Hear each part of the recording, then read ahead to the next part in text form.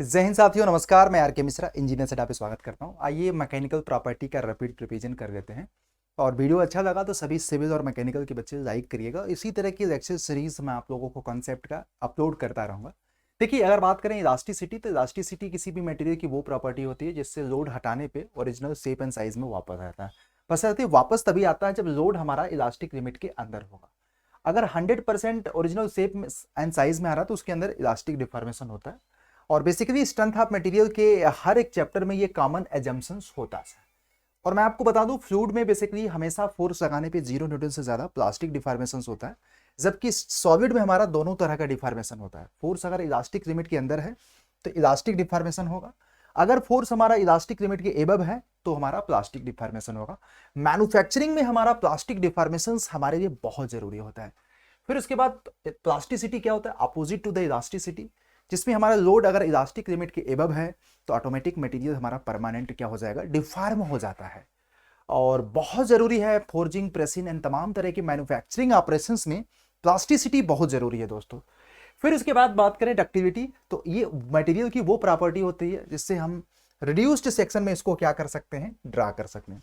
जैसे wire drawing, tube drawing, तमाम तरह के ऑपरेशंस में हम डक्टिविटी जैसे ऑपरेशंस को क्या करते हैं? यूज करते हैं। एक चीज याद रखिएगा, A ductile material must have passes the high degree of plasticity। और सबसे बड़ी बात, पूरा वीडियो देखोगे तो मैं आपको लास्ट में ये भी बताऊंगा कि इसका डिटेल्ड एकदम बेसिक से लेकर एडवांस पीएचडी लेवल की कॉन्सेप्ट कहां से मिलेगा और एमसीक्यू क्वेश्चंस कहां से करोगे। और ये अच्छा खासा इसके पास क्या होना चाहिए? स्ट्रेंथ भी होना चाहिए डक्टिविटी के अंदर, अगर मैं बात करूं। और बेसिकली मैलेबिलिटी क्या होता है? जैसे आपने रोटी बनाया होगा तो रोटी में इसमें क्या होता है? It is the property of virtual, मतलब ये मटेरियल की वो प्रॉपर्टी हो जिससे हम एक थिन सीट में चारों डायरेक्शन में क्या कर सकते हैं?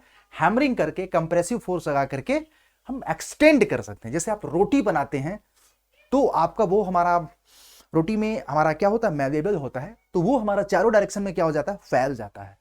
बेसिकली अगर देखा जाए, कम से कम समय में सोचता हूं कि मोस्ट इंपॉर्टेंट इंफॉर्मेशन दे दूं। Malleable material high degree of plasticity होता है, बट ऐसा कोई जरूरी नहीं है कि ऑलवेज एक अच्छा खासा स्ट्रेंथ हो तो ठीक है, नहीं हो तो कोई बात नहीं है। ये चीज याद रखिएगा। दूसरा इंपॉर्टेंट पॉइंट है स्ट्रेंथ क्या होता है? आपको भी पता है, materials which have withstand maximum load without fracture is called strength. Simple सी बात है। फिर उसके बाद कभी कभी पूछा ब्रिटलनेस, तो डक्टिलिटी का अपोजिट होता है, जिसको रिड्यूस्ड सेक्शन में टेंसाइल फोर्स लगा करके ड्रा नहीं कर सकते, चाहे जितना इसको खींच लो ड्रा नहीं हो सकता। छोटे से सेक्शन में कन्वर्ट नहीं कर सकते। जैसे कांच हमारा एक कैसा मटेरियल है? ब्रिटल मटेरियल है अगर मैं बात करूं तो ये हमारा डक्टिविटी, जस्ट ब्रिटलनेस हमारा डक्टिविटी का अपोजिट होता है। ब्रिटल मटेरियल ज्यादातर से सीधे हमारा अल्टीमेट पॉइंट पे जाकर के फ्रैक्चर हो जाते हैं, बिना मतलब फ्रैक्चर होने के पहले ऐसा कोई सिग्निफिकेंट इंडिकेशंस नहीं देते हैं। ठीक है। अब दूसरा टफनेस क्या होता है? तो टफनेस आपको भी पता है, मटेरियल की वो प्रॉपर्टी जिससे वह मैक्सिमम एनर्जी को क्या कर सकते हैं? ये एब्जॉर्ब कर सकते हैं विदाउट फ्रैक्चर। तो basically cyclic loading, impact loading के लिए मटेरियल के अंदर टफनेस बहुत जरूरी है। और टफनेस किसी मटेरियल का ज्यादा होना यह बताता है कि वह अंदर से कितना स्ट्रांग है, इंटीरियर प्रॉपर्टी है। और टफनेस मटेरियल की अच्छी होनी चाहिए।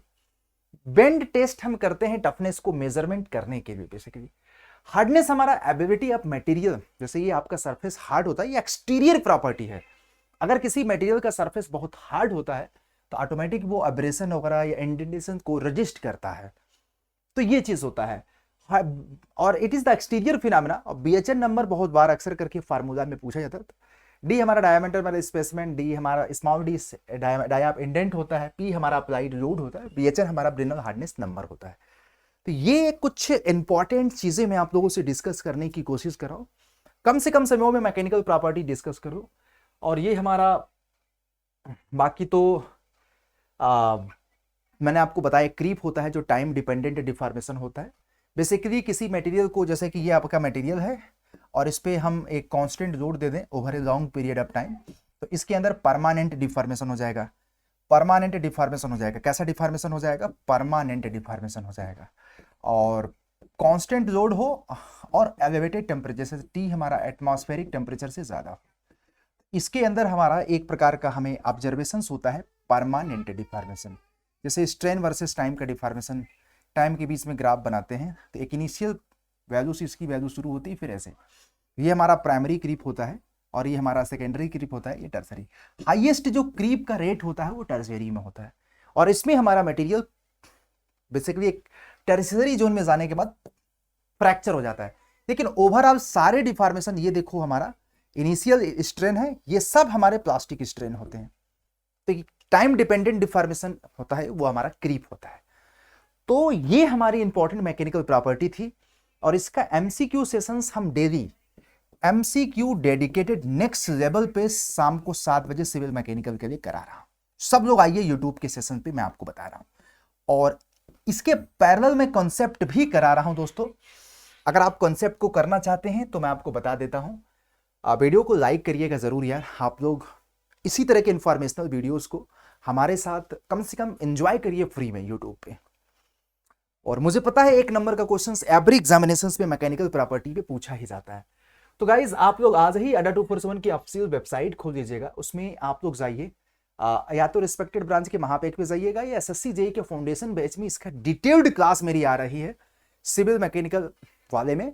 तो जो भी आपकी ब्रांच है मैकेनिकल सिविल में चल रही है, मैकेनिकल में आएगी 9 तारीख से, तो जाइए अपनी ब्रांच के हिसाब से इसको सेलेक्ट करके, जैसे मैकेनिकल सेलेक्ट करते हैं तो मैकेनिकल का 9 तारीख से बैच आ रहा है, वैलिडिटी 12 महीने की है, 600 घंटे की क्लास है, अराउंड 400 घंटे की टेक्निकल, बहुत डेप्थ पढ़ाऊंगा। सो मैं आपको बता रहा हूँ, अभी तो ये है, अभी जब इस वाले वर्जन में आओगे ना, तो ग्राफिक और एनिमेशंस के माध्यम से आराम से बहुत सारी चीजें डिटेल डिस्कशन करेंगे, क्वेश्चंस का करेंगे, मजा आ जाएगा।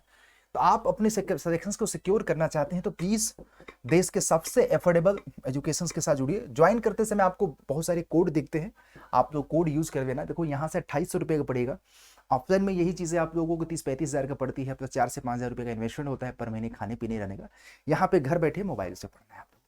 चाहिए जस्ट यूज कोड Y201, याद रखिएगा। ज्वाइन करते समय मैक्सिमम डिस्काउंट और सारी क्लासेस का एक्सेस मिल जाएगा मैकेनिकल सिविल में। तो आप लोगों के ऊपर है, जाइए अपने आप को एनरोल्ड करिए, सिलेक्शंस लीजिए, और एसएससी जेईई के सारे बैचेस में मैकेनिकल सिविल के नीचे कमेंट सेक्शन में डलवा दे रहा हूँ, ठीक है। तो बाय बाय। तो कैसा लगा वीडियो बताइएगा सब लोग यार। सेशंस को देखने के बाद लाइक कर दिया करो। चलो कोर्सेस नहीं ज्वाइन करना अलग चीज होता है, बट फ्री में टीचर आप लोगों के लिए एफर्ट लगा रहा, तो आप लोग कर सकते हैं, मुझे पता है। और जितना एस्पिरेंट्स अपने कॉन्सेप्ट को बूस्टअप करना चाहता है, please join the applications classes tomorrow 10 AM। इस बैच को अपने एनरोल्ड करो सिविल मैकेनिकल के, और क्लासेस में आओ, आपके कॉन्सेप्ट को बहुत बेहतर कर देंगे, पहले से बहुत आगे हो जाओगे आप लोग। और आपका राइट टाइम है एसएससी जेईई 2023 को प्रिपरेशन करने का। इस वीडियोस के माध्यम से यही बताना चाह रहे हैं कि थोड़ा सा रिविजन्स है, डिटेल्ड क्लासेस आप लोगों को हम लोग करा रहे हैं, मजे से पढ़ेंगे, एप्लीकेशंस में एंजॉय करोगे। ज्वाइन करते समय बड़े बड़े शब्दों में लिख दे रहा हूं दोस्तों, अगर आपको ज्वाइन करना है तो ये कोड जरूर यूज कर देना, Y201। मैक्सिमम डिस्काउंट और एप्लीकेशन से करना, जो मैं वीडियो के नीचे कमेंट सेक्शन में लिंक प्रोवाइड करूंगा, ठीक है। और डायरेक्ट आप मेरे से कनेक्ट हो जाओगे। Thank you.